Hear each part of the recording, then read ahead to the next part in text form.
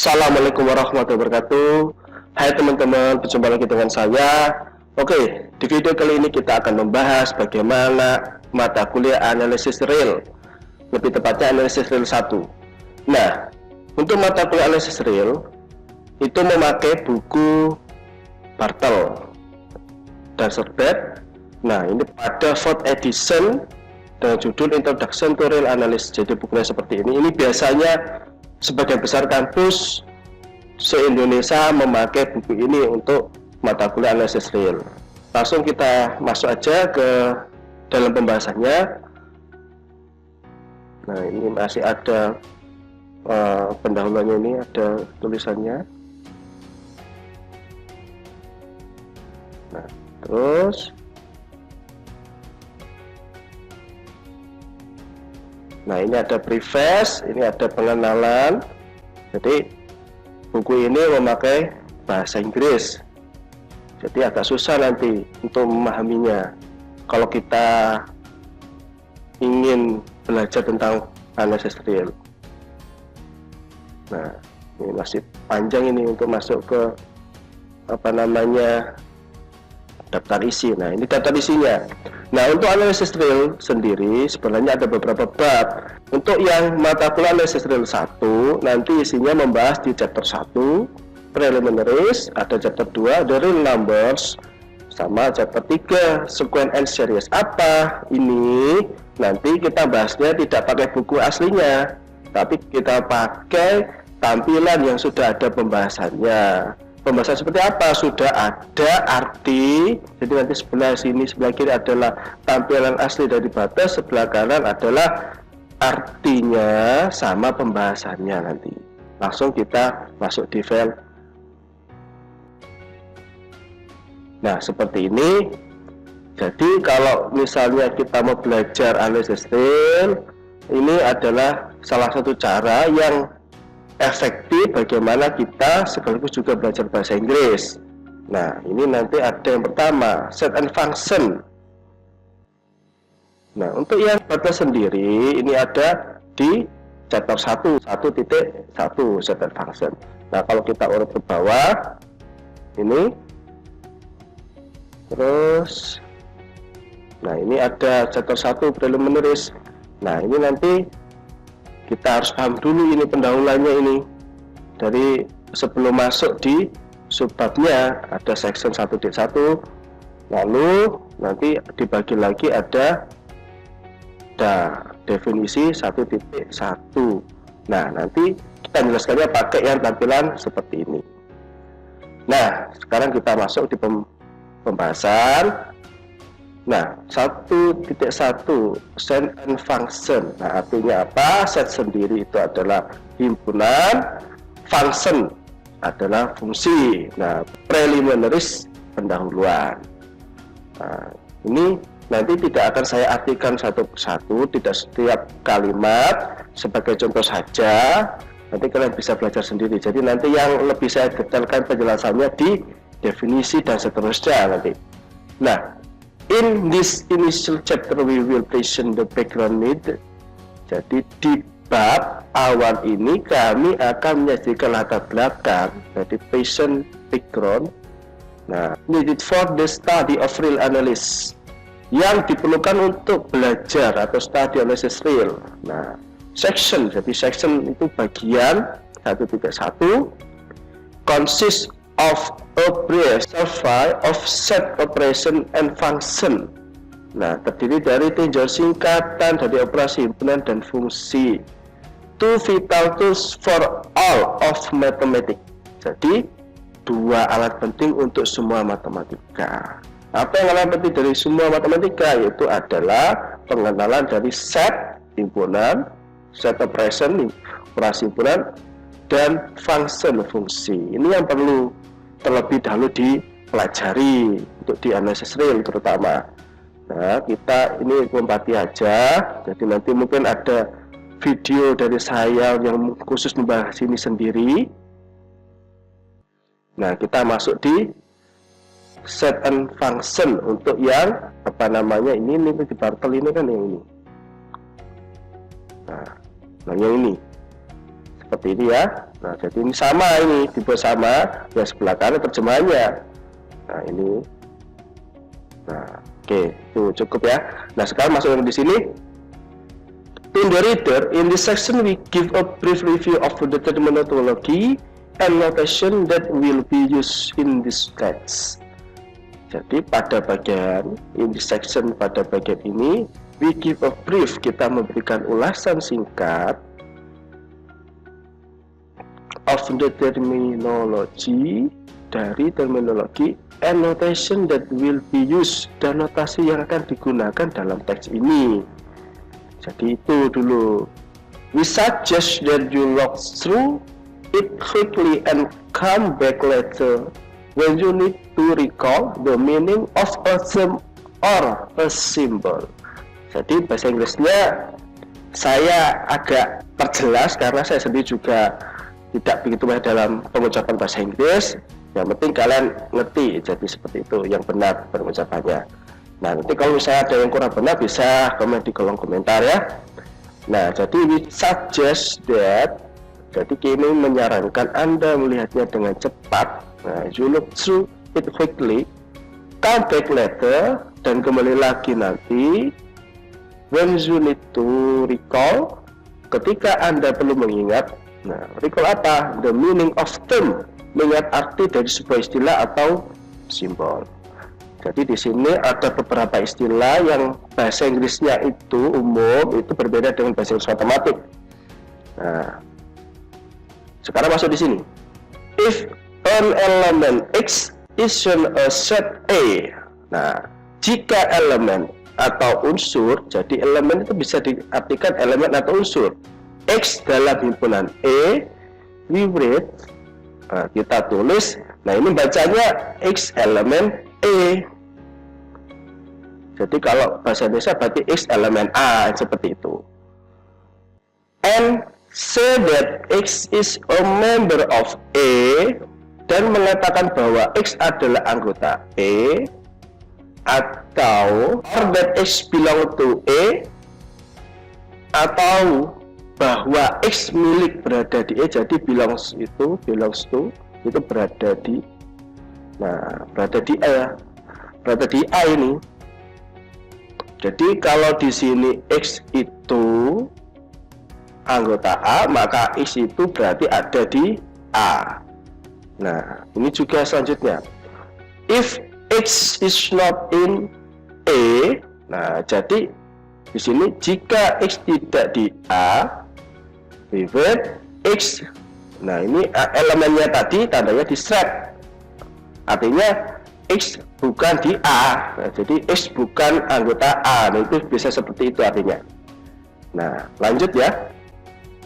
If every element of A set A, jadi jika setiap elemen dari himpunan A also belongs to a set B, juga milik himpunan B. Jadi himpunan A anggotanya juga milik anggota himpunan B. We say that A is a subset of B.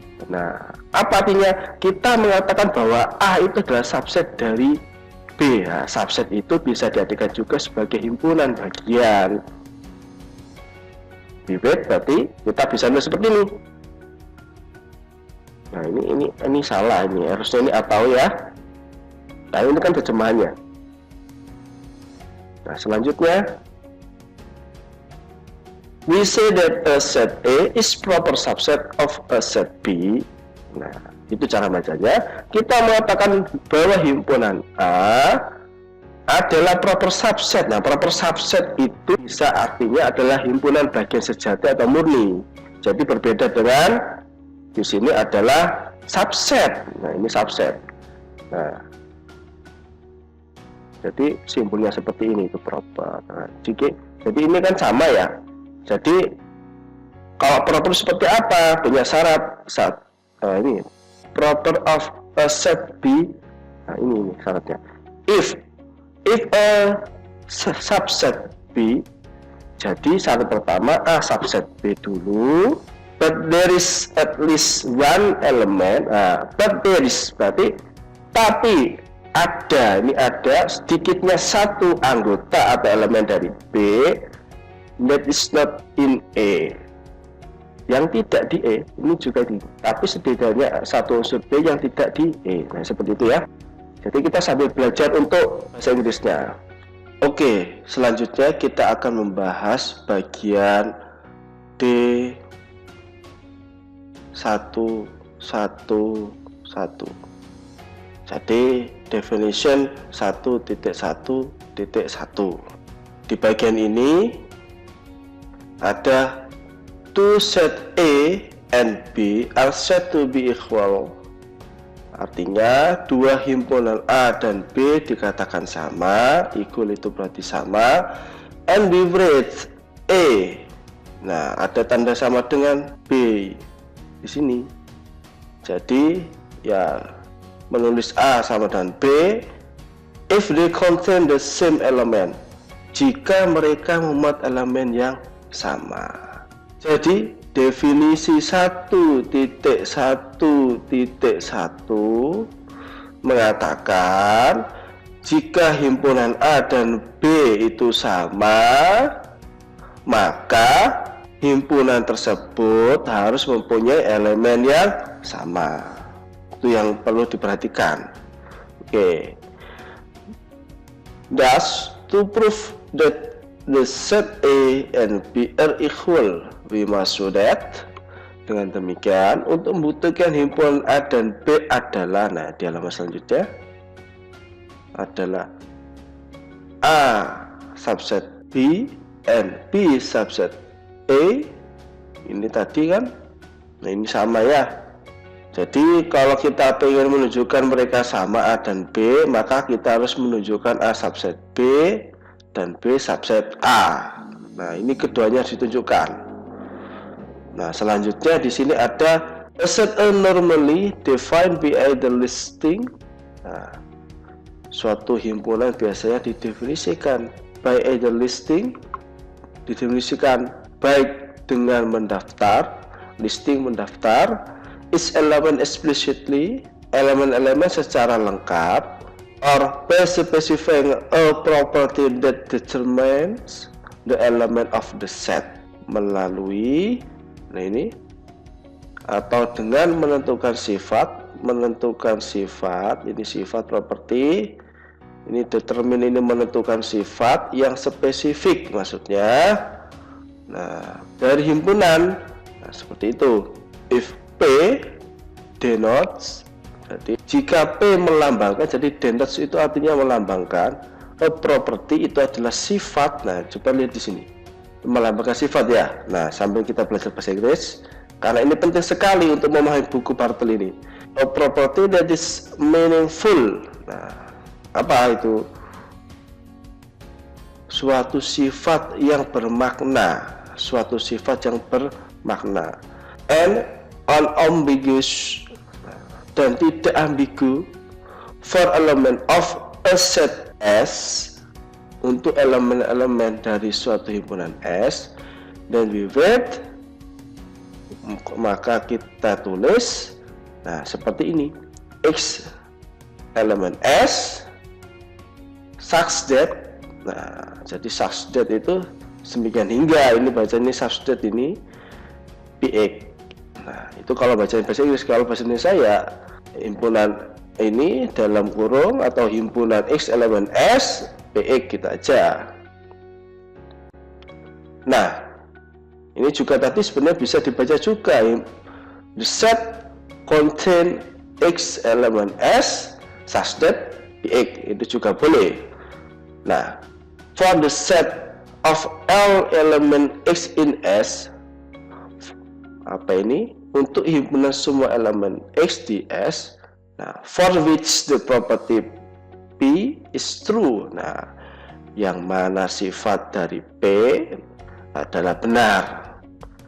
If the set S, nah, jika himpunan S is understood from the context, dipahami dari konteks, then it is often omitted in this notation. Nah, apa artinya ini? Maka itu sering diabaikan dalam notasi ini. Jadi maksudnya apa? Jika himpunan S dipahami dari konteks, maka itu sering diabaikan dalam notasi ini. Kalimat selanjutnya ada ini. Several special set are used throughout this book. Apa artinya? Beberapa himpunan khusus digunakan di seluruh buku ini, and they are denoted by standard symbol, dan mereka dilambangkan dengan simbol yang standar. Nah, ini apa ini? We will use the symbol. Nah, simbolnya ini seperti ini. Ini artinya adalah dilambangkan. Jadi ada sama dengan depannya ada tanda bagi seperti ini sebenarnya. Nah, artinya apa? To mean that the symbol on the left is being defined by the symbol on the right. To mean that the symbol on the left is being, berarti bahwa simbol di sebelah kiri defined by the symbol on the right, didefinisikan oleh simbol sebelah kanan. Nah, yang kiri didefinisikan oleh yang kanan. Nah, selanjutnya ini ada beberapa simbol-simbol yang dipakai di buku Butter. Contohnya adalah natural numbers. Nanti simbolnya seperti ini, ada N, tengahnya ini ada shred gitu. Nah, ditebeli tengahnya. Kalau integers seperti ini, integers itu apa? Bilangan bulat. Tapi kalau natural numbers adalah bilangan asli. Nah, di sini juga ada rational numbers yang disebut dengan chi tebal, itu adalah bilangan rasional. Dan di sini otomatis ya, kalau analisis real harusnya bilangan real juga punya simbol. Real numbers pakai R yang tebal seperti ini. Oke, itu tadi adalah pengenal beberapa simbol yang dipakai di buku ini. Nah, di sini the set R of real number is of fundamental importance. Jadi R ini, simbol seperti ini adalah simbol yang sangat fundamental, yang sangat penting pada pembahasan analisis real. Nah, and will be discussed at length in chapter 2. Apa maksudnya? Diskusi bahwa ini akan didiskusikan secara lengkap dan mendalam di bab 2. Oke, itu demikian adalah yang sebelah kiri adalah Barton asli. Jadi di sini ya.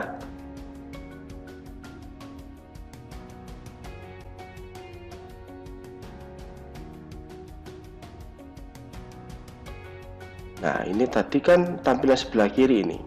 Lalu kita sudah bahas terjemahannya. Nah, sampai di sini. Nah, lanjut ada example 1.1.2. Nanti sebelumnya kita harus bahas dulu di sini. Jadi setelah kita artikan, ada pembahasan yang perlu kita pahami. Istilahnya adalah bisa kita pakai dengan bahasa kita sendiri supaya lebih paham. Nah, ini yang terkadang merupakan faktor penting sebenarnya ini, supaya kita bisa memahami isi dari analisis real. Jadi setiap bagian dari definisi, contoh, teorema, dan lain-lain itu adalah penting untuk dibahas. Nah, masuk di sini. Nah, apa artinya ini? Notasi matematika dari D1.1. Jadi ini adalah definisi 1.1.1. Nah, ini adalah inti dari definisi 1.1.1. Dengan bahasa kita sendiri, ini mengatakan isi himpunan A dan B dikatakan sama, yaitu A sama dengan B. Nah, ini tanda ekuivalen bisa diartikan jika dan hanya jika A subset B dan B subset A. Jadi ini bisa bolak-balik maksudnya. Jadi kalau kita punya A sama dengan B, maka bisa disimpulkan A subset B dan B subset A. Atau kebalikannya, kalau kita punya pernyataan A subset B dan B subset A, maka bisa disimpulkan A sama dengan B. Ini simbol dengan kata lain, ini yang dikatakan notasi matematikanya. Oke, dari kalimat definisi 1.1.1 tadi seperti yang di Bartel. Biasanya dibuka analisis real untuk definisi, lalu nanti ada teorema atau yang lainnya. Untuk yang bagian seperti implikasi dan biimplikasi seperti ini, jika tanya jika atau jika maka, itu ada kontrapositif. Apa itu kontrapositif? Kontrapositif adalah, nah ini sudah dibahas di PDM dulu pada saat mata kuliah prasyarat pengantar dasar matematika. Kontrapositif nanti berarti artinya apa? Bersifat tautologi, bernilai benar. Jadi maksudnya itu gampangannya ini dibalik, nanti dinegasikan. Jadi ini matematikanya dibalik lalu dinegasikan. Nah, maksudnya gimana di sini? Himpunan A dan B dikatakan sama, himpunan A dan B dikatakan tidak sama, yaitu A sama dan B, yaitu A tidak sama dan B. Jika dan hanya jika A subset B, maka di sini A tidak subset B. Kalau ini dan, maka ini sini adalah atau B subset A, B tidak subset A. Dengan kata lain, ini akan A kebalik, ini artinya kan setiap atau semua. Jadi setiap X anggota A, maka di sini negasinya adalah ada X anggota A. Jadi kalau di sini setiap X anggota A, maka X anggota B, negasinya adalah ada X anggota A, maka X bukan anggota B. Nah, itu seperti itu negasinya. Ini perlu dicermati ini ya. Ini dan berarti negasinya atau, ini jadi sama seperti ini. Setiap X anggota B, maka X anggota A. Berarti di sini juga ada X anggota B, maka X tidak anggota A atau X bukan anggota A. Berarti kalau misalnya ini benar, maka ini juga benar. Logikanya yang dipakai. Seperti itulah yang dikatakan kontrapositif. Oke, nanti kalau misalnya masih belum paham, kalian nanti boleh tanya di kolom komentar. Oke teman-teman, sekarang kita masuk pada bagian poin penting dari D11. Apa gunanya poin penting? Nah, setelah kita memahami notasi matematikanya ini tadi, supaya lebih paham lagi, kita istilahnya preteli di sini. Nah, seperti apa urutannya? Tadi ada A, B himpunan. Jadi ini di sini diambil. Himpunan AB berarti A, B himpunan. Lalu yang kedua A sama dengan B. Nanti urut A sama dengan B. Ini adalah yang penting-penting ini. Bagian yang penting dari definisi. Nah, lalu yang bagian ketiga A subset B dan B subset A. Nah, di sini A subset B dan B subset B. Kenapa tidak dipisah? Karena ini merupakan satu kesatuan. Maknanya satu kesatuan. Nah, lalu kita lihat coba lagi di bawahnya masih ada nggak ini? Oh, ternyata ada. Berarti yang kelima, setiap X anggota A maka X anggota B. Nah, yang ini kan 4. Setiap X anggota A maka setiap X anggota B. Yang untuk ini, yang ini tadi berarti yang setiap X anggota, yang nomor 5, setiap X anggota B maka X anggota A. Itu juga berlaku pada kontrapositifnya. Juga ada poin penting supaya kita lebih paham, lebih ingat.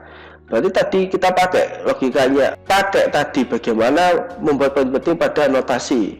Nah, poin penting pada kontrapositif itu juga sama. Himpunan AB berarti AB himpunan. Dikatakan tidak sama yaitu A tidak sama dengan B, berarti ya A tidak sama dengan B yang nomor 2. Yang ketiga, A tidak subset B atau B tidak subset A. Nah, ini di sini. Ini diambil. Nah, lalu selanjutnya yang 4, ada X anggota A maka X bukan anggota B. Nah, ini berarti yang kelima nanti pasti ini. Ada X anggota B maka X bukan anggota A. Nah, ini yang kelima. Nah, ini ada 5 setiap definisi dan kontrapositifnya. Nah, cukup sekian untuk penjelasan dari saya. Nah, cukup sekian penjelasan dari video kali ini. Untuk selanjutnya penjelasan pada example 1.1.2 ada pada video selanjutnya. Oke teman-teman, semoga video kali ini bermanfaat. Jangan lupa subscribe, like, lalu nyalakan loncengnya. Oke, saya akhiri. Wassalamualaikum warahmatullahi wabarakatuh.